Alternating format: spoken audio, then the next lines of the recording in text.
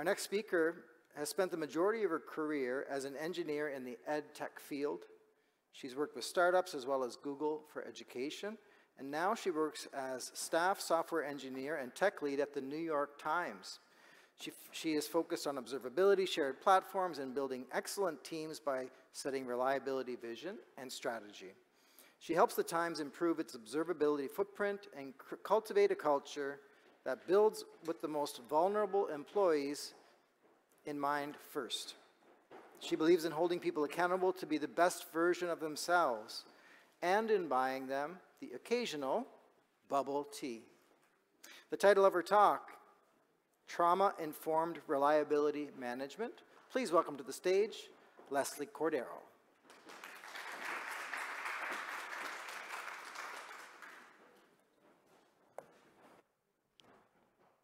All right.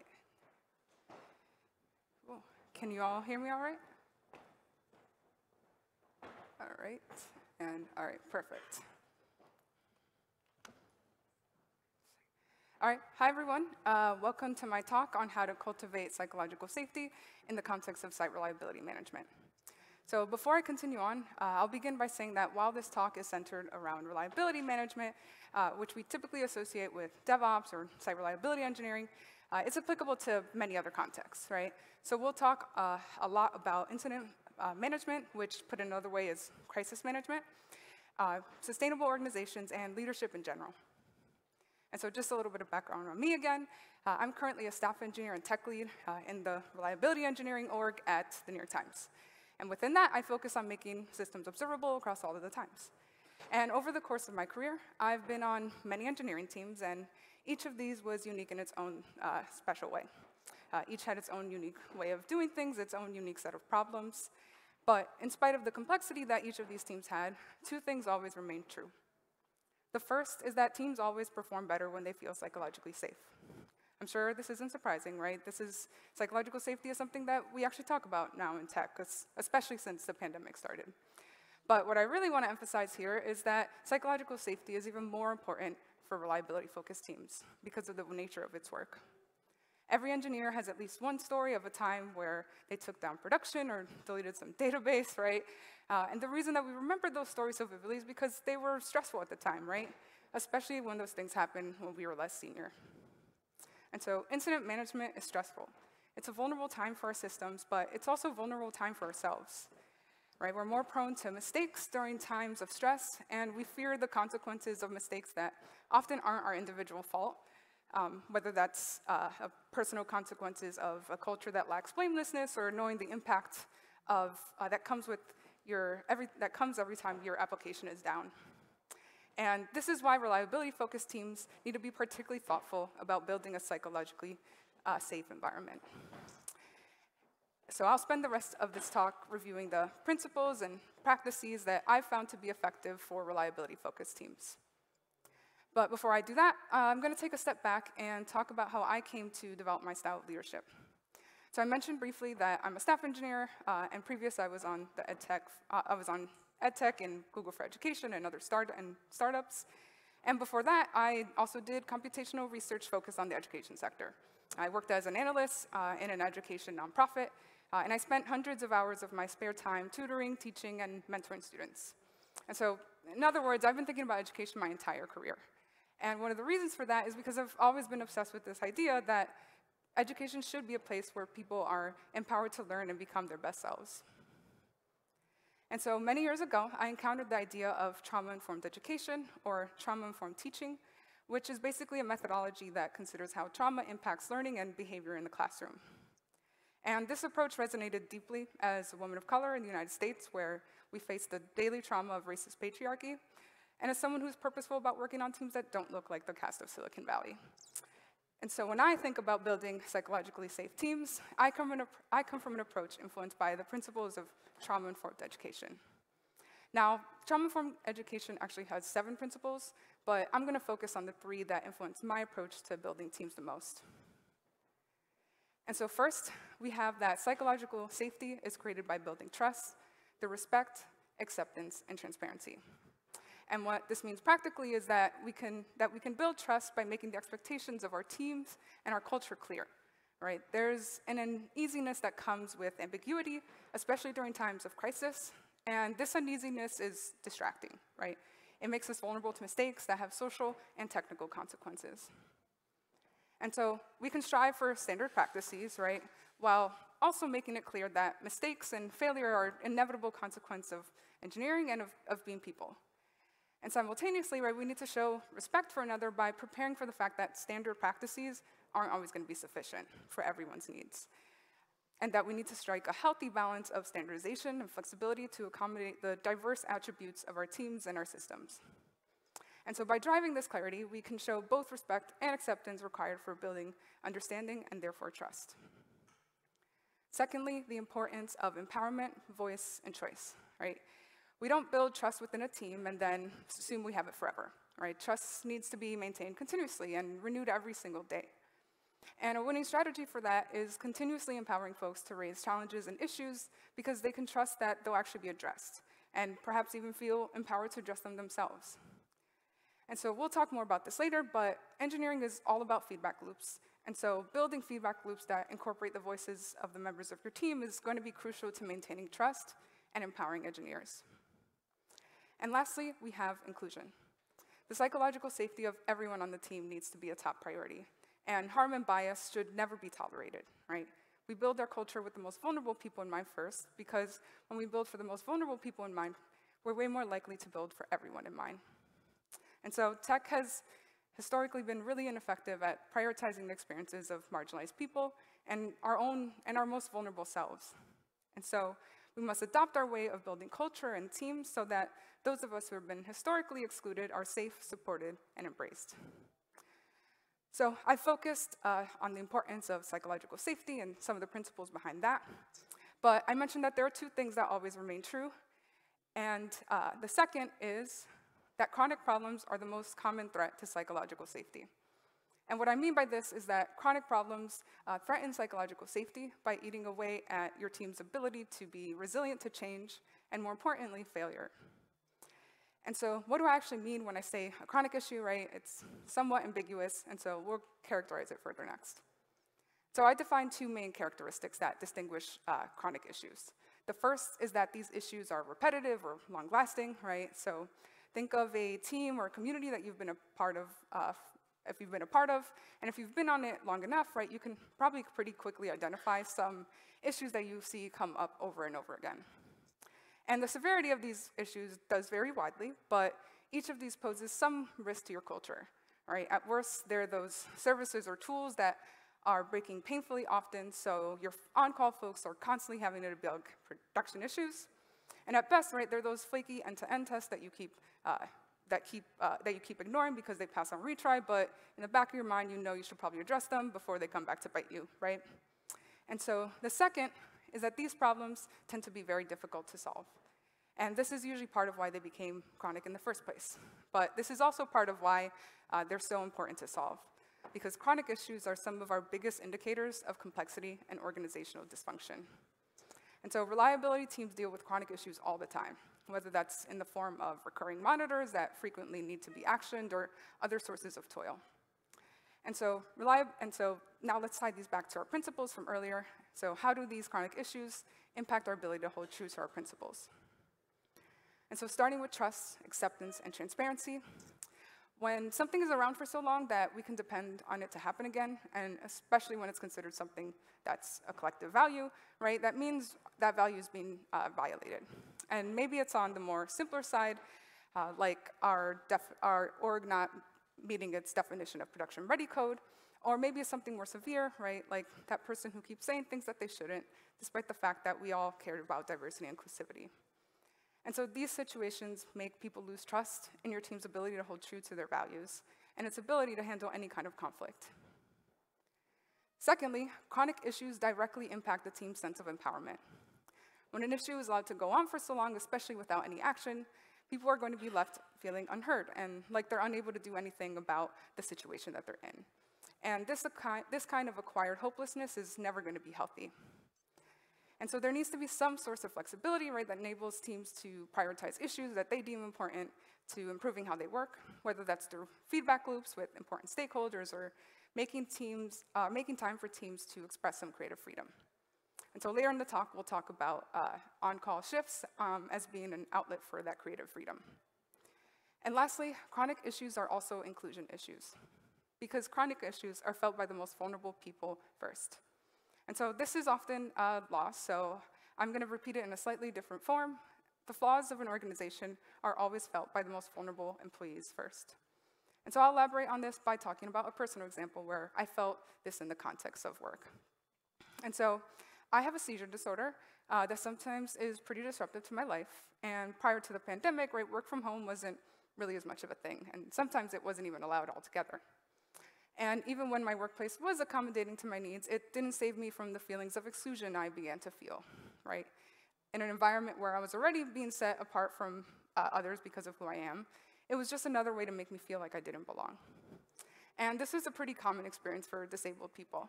Years spent advocating for accommodating workplaces only to being told it could never work, only to see that the world suddenly shift to remote learning or remote work in March 2020. And so imagine reconciling the relief that we could finally be accommodated with the anger that things could have been this way all along.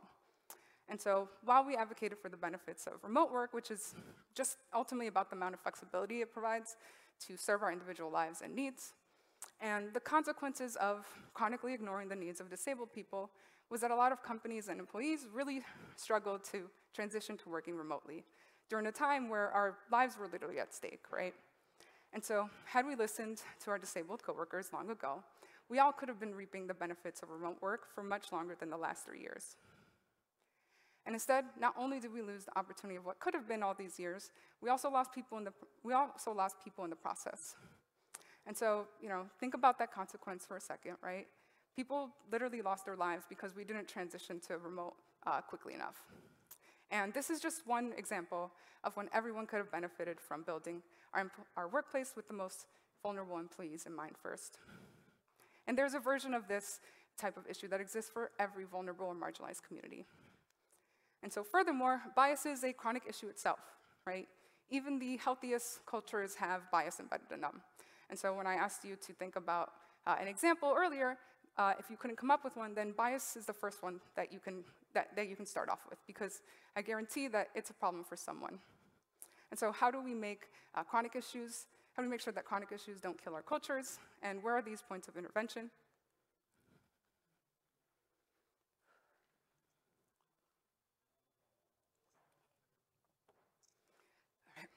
So I define 3 approaches to handling chronic issues.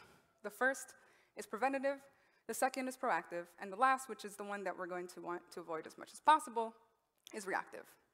And so the preventative approach requires us to design processes and systems that prevent these problems in the first place. And this ties back to what I meant about striking the right balance of standardization and flexibility. And so by using our collective context to inform how we strike this balance, right, we can design systems or processes that age and scale well. And so we obviously won't be able to prevent all of our problems this way, but it can reduce the number of problems that we're solving and keep our teams focused on the harder problems that will mature our teams quicker. And so to do that, we have to have a way of monitoring the health of our team or organization. And these are the feedback loops and contexts that I've mentioned, and they can take many different forms. But the point is that we should make it easy to find patterns that serve as input for both short-term and long-term improvements. And so feedback loops ultimately serve the function of communicating context and pain points throughout the team, which is important for ensuring that people are feeling heard. And so I started off this talk by saying that understanding risk and planning for failure is going to be a tenet of creating psychological safety, because problems will arise, and it's going to be inevitable, but the upfront investment that we put into building robust feedback loops will drive our team towards being in a preventative or proactive state instead of one that's reactive. And so to ground this in an example, one robust source of feedback is going to be on-call.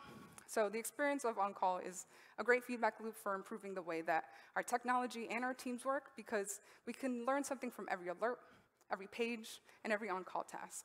And all of this is data that we can use to improve ourselves and our systems. Next, we should be strategic about how our team prevents chronic issues from happening in the first place. And so going back to the feedback loops I keep mentioning, we should be constantly learning from these feedback loops, right? Over time, building our team's collective knowledge of how to manage reliability effectively and build excellent software. And this is really important for morale because people feel good when they're producing good work, right? And this is why I tend to more heavily rely on design and production readiness phases of engineering. And so we have to obviously balance this time with being able to ship quickly, right? And so when I say this, I think everyone's first instinct is to kind of hold their breath because they think I like to run my team slowly and do waterfall. But I've actually always found the opposite to be true, right? If we invest early and continuously so that we're not constantly distracted by systems that will be defined by their inability to be reliable. And the most successful projects I've seen that, yes, were delivered on time were ones where a lot of thought was put into the technical design and the production readiness parts. Because ultimately, they just built confidence for when we actually released, and they made development a lot smoother. Now, when you're not in this mode, right, it's really hard to get here. It involves a high degree of trust that the time that we invest will pay off later. And so when I introduced this way of engineering on a previous team, I heard a lot of initial pushback, of course, from my cross-functional peers who were concerned with productivity. And so for folks who are on teams that feel like rushing is causing a lot of your issues, then just choose one project to do this with and see how it works out. And when it goes well, then use that as a model for buy-in and driving a long-term change. Now, this long-term approach has to be complemented with a short-term approach for when our long-term approach inevitably falls through from time to time.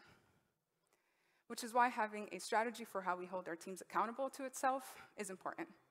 And these frameworks or strategies should be transparent and aligned with our core principles. And so decision-making shouldn't be happening in a silo, and our teams should feel like they're part of the process. And so luckily, the tech industry has come up with one solution to this need, which are service-level objectives or error budget policies. And so service-level objectives, or SLOs, what they ultimately do is introduce transparency by defining reliability targets. And so they clarify our collective expectations around what reliability experience that we should be providing users.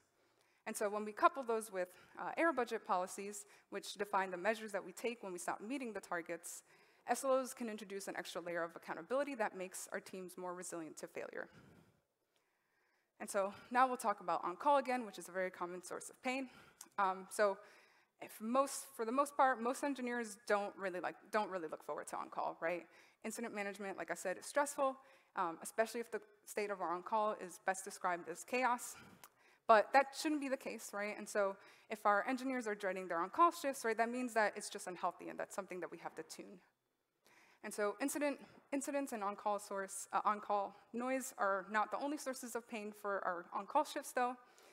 It's unfortunately really common for on-call engineers to balance the work of both on-call with their long-term project work. And I totally consider this an anti-pattern, right? Not only is it unfair, but it also introduces instability to our roadmaps if we're depending on engineers to make progress in the context of a deadline. And so because of this, I prefer to avoid this tension altogether by having what I refer to as dedicated on-call shifts. And so what I mean by this is that instead of forcing on-call folks to balance both on-call and the long-term project work, reinforce the empowerment principle by empowering our on-call engineers to take ownership over how they spend their time outside of on-call, or outside of incidents. And so this not only relieves the stress of needing to manage incidents and project work at the same time, but it also communicates trust in our teammates to help make on-call better over time by providing a steady avenue of creative freedom for them to solve the problems that bother them the most. And so the reason I don't consider this long-term is because we won't be able to solve all our problems with dedicated on-call shifts, right? Not every issue or improvement will be able to fit into an on-call shift, but it is an extra layer of reassurance, and it's a powerful way to keep our teams accountable to themselves.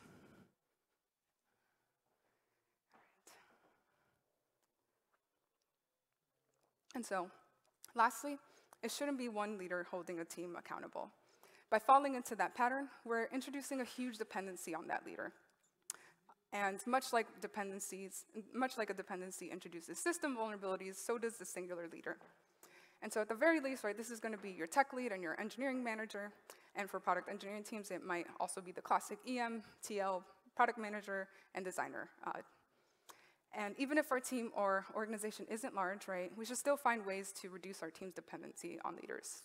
Maybe that means making sure that our team has strong relationships with their skips or some other leader in an org, because ultimately the goal here is to promote a sustainable leadership model for our team or organization, one where power is more distributed so that leaders can use each other's strengths to serve the shared goal of building excellent, healthy teams. And so a leadership core also introduces a source of support for each other, right? We don't have to take on the work of refining our leadership skills alone, right? We should share what works with each other and share responsibility while holding one another accountable. Now, let's switch over to the proactive state. In the proactive state, a potentially chronic problem has emerged, but hasn't caused significant problems yet. We don't want them to get any worse, though, so because we proactively monitor for early indicators, we can address issues before they have long-term impact. And so I mentioned earlier that the most vulnerable people in an organization or community are the first ones to feel dysfunction. And so we need to make sure that our feedback loops capture a range of perspectives. And we need to dig into the granularity of our experiences and behaviors because different issues are going to affect people differently. But that doesn't mean they're not just as important. And so this is best served by having multiple sources of feedback loops with a stern reminder that too much process can introduce its own issues. And more importantly, we should focus on making that feedback actionable. That way, when we revisit our processes during times that are often designated, we can strike the balance of focus and retrospection and use that to address pain points. Because again, problems are going to rise, but success isn't only determined by the problems that we avoid, it's also judged by how we iterate on feedback and areas of improvement. And so having worked for companies with tons of bureaucracy, I've seen processes often become a source of harm instead. And so our initial solutions probably won't end up working a lot of the times, and instead of forcing our teams to accommodate the process, we can adjust the process to accommodate the needs of our teams. And so even though we should always be looking for areas of improvement, it's essential that we celebrate the progress that we do make. And so show gratitude for the ways that our teams step up, for the ways that people show that they care about preserving psychological safety. And so a lot of us might have retros, either general team retros or project-specific ones. And so make space for explicit celebration during those rituals. Revisit your pre-mortems to see what risks you identified and that actually didn't end up happening. And make space during incident post-mortems to celebrate the things that our teams did well during what was probably a stressful time. And lastly, there is the reactive approach. At this point, the chronic issue has already had a negative impact on our team or organization, and now we might be actually forced into addressing it.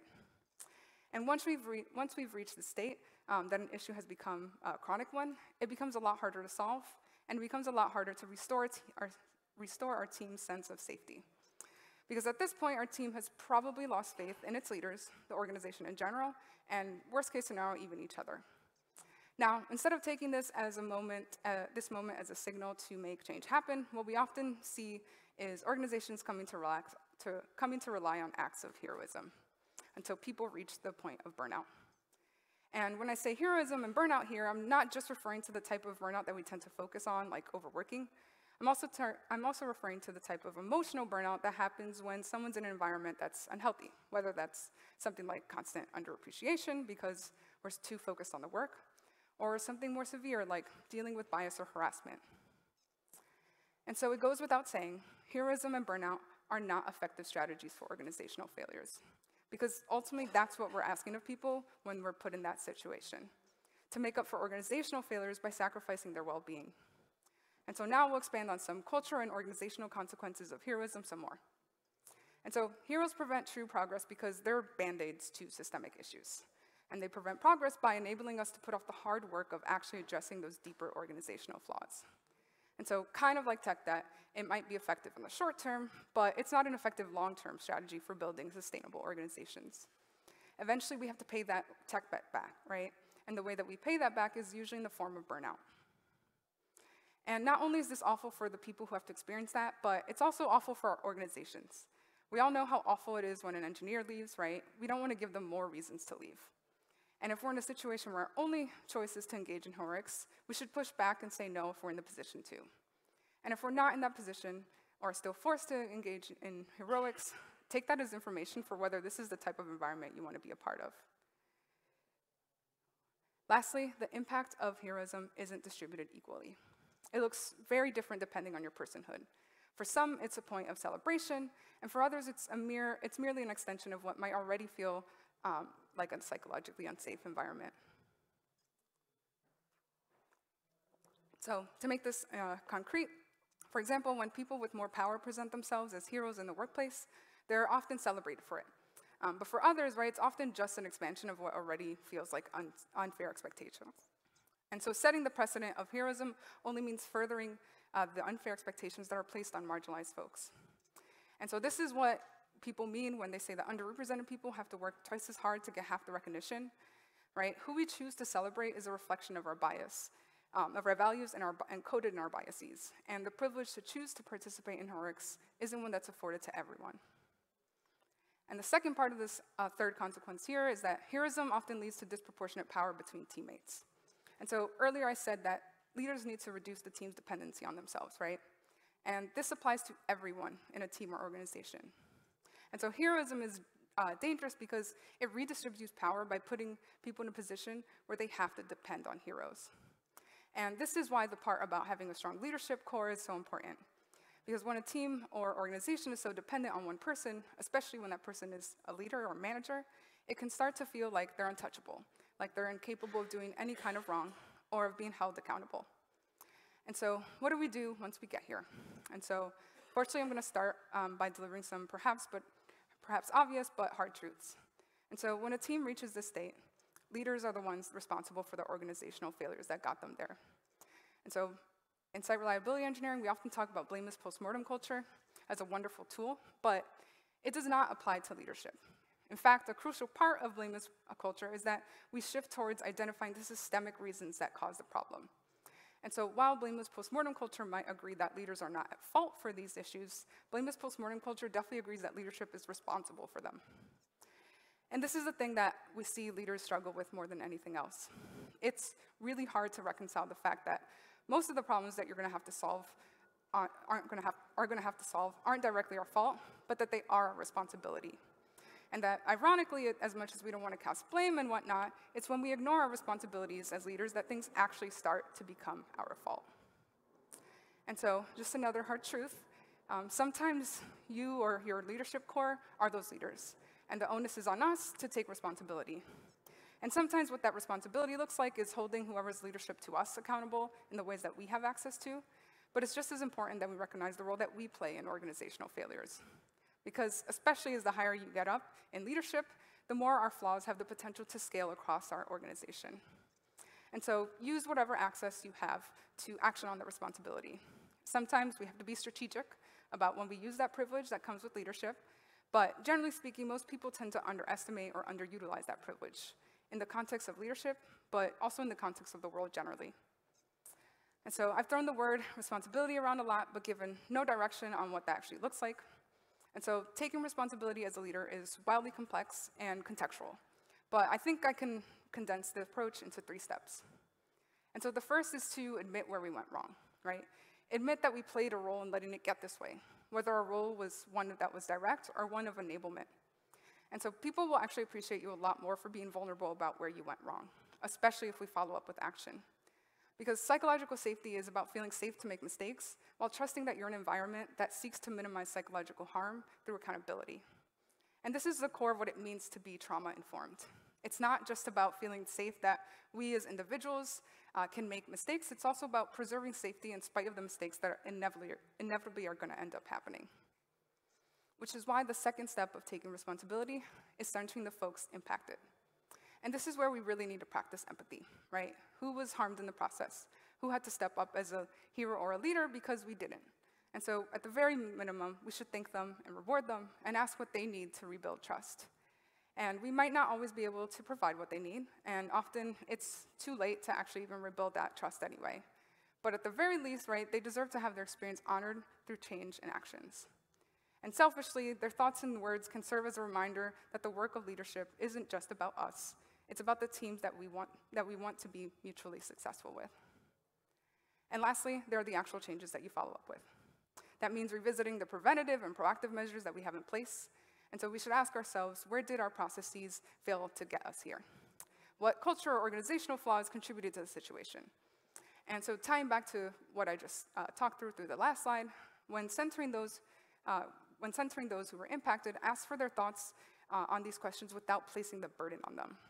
And we can do this by putting our own thought into what changes we think will be impactful, and asking, what did we miss, right? What's not obvious to us might be obvious to others. And so ask them, because the experiences and feedback they provide is, again, powerful data that we can use to improve our organization. And we should always consider the vulnerability that comes with sharing these experiences and thoughts a gift. And so, again, honor this gift by following up with action. And depending on the situation, what those actions look like can vary widely, right? But approach it from a systems thinking angle. What organizational change can we drive to remedy the situation and make sure that it never happens again? And depending on the situation, we might have to make some tough decisions. And this is really hard, but it's also really crucial, because threats to our psychological safety or individual people aren't a trade-off that we should make lightly. And so leadership is earned and not owed continuously, because just like the flaws of an organization are felt by our most vulnerable people, so are the flaws of our leaders. And so one final note, I know none of this is easy, right? All of this is easier said than it is done. My hardest moments as a team or tech lead were ones where I had to deal with these types of complex issues, whether that was stepping up in light of the difficult situations like harassment or bias, driving serious change to a culture that enables burnout, or currently working on unionizing my workplace. And every single one does take a little bit out of us, but that's the price we pay for the privilege of leadership. And as leaders, we should never lose sight of that privilege, the privilege to cultivate culture, to cultivate community in a way that achieves excellence without sacrificing people along the way. And in a world where sacrificing people in the name of business needs is unfortunately common, right? Choose to bring this energy, this way of thinking, in all the ways that you have access to. As hard or as frankly scary as it might be, having been on the side where my access to that was very minimal, the heartache that comes with leadership is still one of the best privileges I've ever had. And so honor that privilege by being honest with yourself and others about where your organization isn't doing right by people and where you might not even be doing right by people. And so this is ultimately why we attend conferences like this, right? To refine our craft by being exposed to other people whose experiences that we can learn from. And so honor your craft as a leader by surrounding yourself around people who can hold you accountable and whom you can do the same for. Leadership can be very lonely, but it doesn't have to be, for our sake, and especially for the sake of the people we have the privilege of leading. Thank you.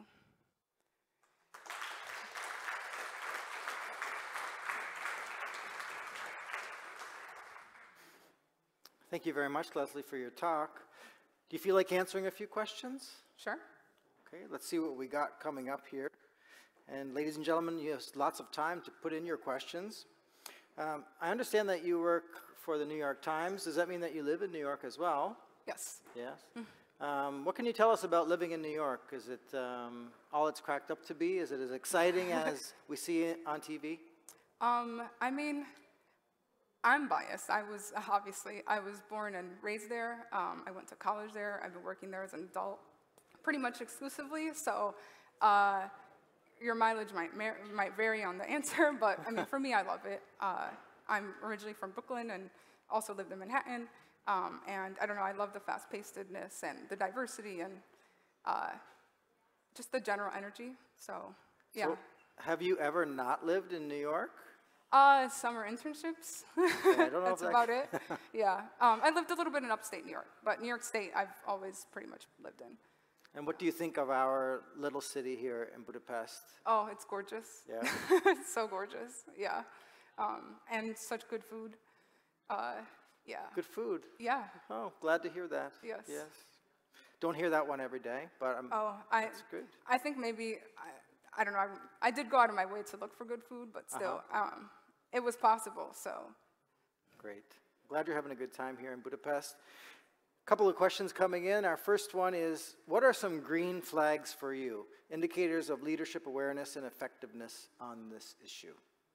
Yeah, often just asking people who report up to these leaders will get you a really good feel of how well they're doing in terms of cultivating psychological safety and whatnot. Yeah, so I think that's like one of the most concrete things, right? It's like in the similar way that you approach your users and ask them like, how was the experience of the application, right? It's a similar thing where you're asking for feedback on the circumstances that they have to work within. And so often I think like that's a pretty good way of sort of acquiring that sort of temperature check. And this is why you see things like, surveys, like engagement surveys and whatnot, which can be a good aggregate tool, but it's really hard to get like granular, like raw data that way, because, I mean, I bet at least some of you have probably completely ignored those engagement surveys like chronically. And so, I think this is where like the responsibility of like upper management or management in general to check in on their people really comes through. And it's hard because especially if you're like a leader in a large organization where you have maybe like hundreds of people even reporting up to you.